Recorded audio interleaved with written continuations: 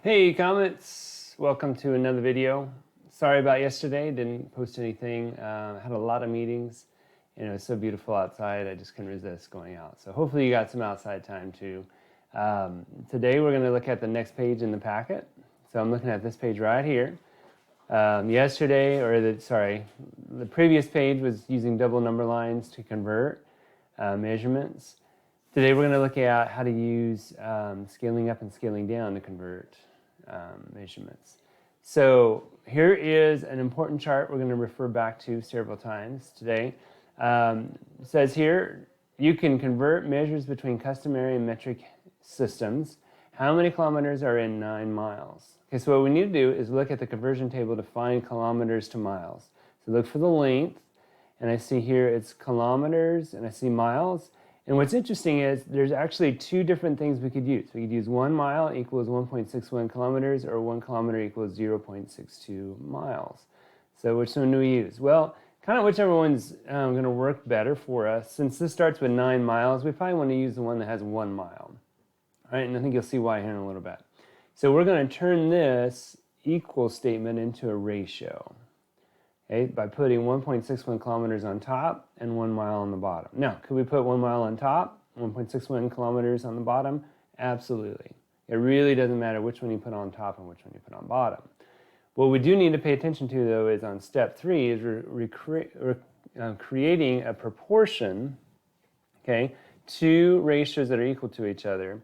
And we're using this ratio that we had from here, just cutting and pasting it down here.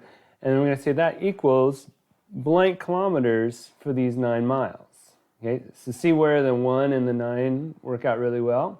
So now we can ask, what do I do to 1 to get to 9? The answer would be multiply by 9. All right, and you can see that that's what they did down here on step 4. Multiply 1 times 9 to get 9 miles. And then 1.61 times 9 would equal 14.19 kilometers. All right? So that's the approach we're going to take. Let's start with question number 1. How many centimeters are in 32 feet? All right? So I want to know 32 feet equals blank kilometers. All right? So I'm going to set up something that goes between feet and centimeters. Oops, I totally messed that up. Not kilometers, centimeters. My bad.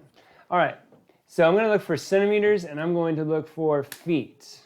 So I go up here and, I found it.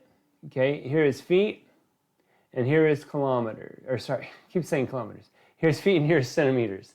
So I know that 1 foot equals 30.48 centimeters. All right, so I'm going to turn that into a ratio by doing 1 foot over 30.48 centimeters.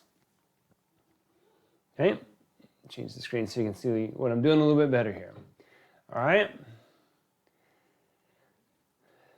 So I've got my equal statement, 1 foot equals 30.48 centimeters. I'm turning that into a ratio. I'm taking this first number, this first quantity, putting it on top, and the second quantity, and I'm putting it on the bottom. And then I'm going to say that that equals what? Well, I know that I want to find it in 32 feet, so I'm going to put 32 feet on top. And then I'm going to put question mark centimeters, because again, that's what we're looking for right here, our answer. This is going to give us that answer. So, what do I do to get from 1 to 32? Scale up or scale down? Well, the number gets bigger, so we're scaling up. So we need to multiply. Multiply by what? Multiply by 32, which means we've got to do the same thing down here. So we're going to multiply 30 point, sorry, that almost looks like a 6. I think it is a 30. Yeah. So 30.48 times 32. So let's go to a calculator.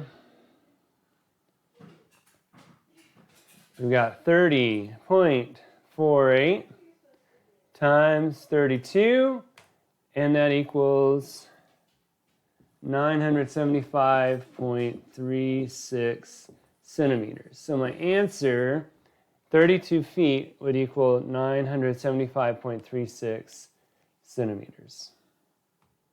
Okay, so that's how we would do those types of problems. I think the rest on this page are very similar to that, so I'm going to give you guys a chance to work on those. All right, all this can be solved in a very similar way using two ratios and writing a proportion. Okay, I'm going to stop right there. I'm going to make another video here in a little bit for the next page. Thanks for watching. Bye.